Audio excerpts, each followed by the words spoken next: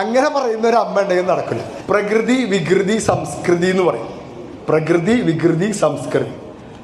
വീട്ടിൽ വിരുന്നുകാർ വന്നപ്പോൾ വിരുന്നുകാരെ യാത്രയാക്കാൻ അമ്മ പോയപ്പോൾ ബാക്കി വന്ന ജിലേബി എടുത്ത് 5 വയസ്സുകാരെ കഴിച്ചാൽ അതവൻ്റെ പ്രകൃതിയാണ്.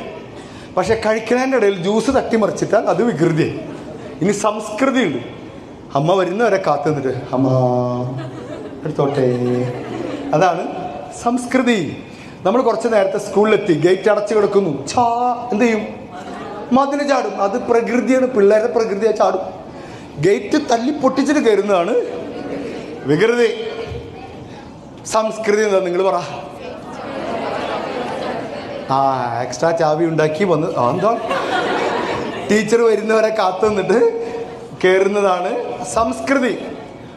ഒരു പെൺകുട്ടിയോട് പ്രേമം തോന്നുന്നത് പ്രകൃതി.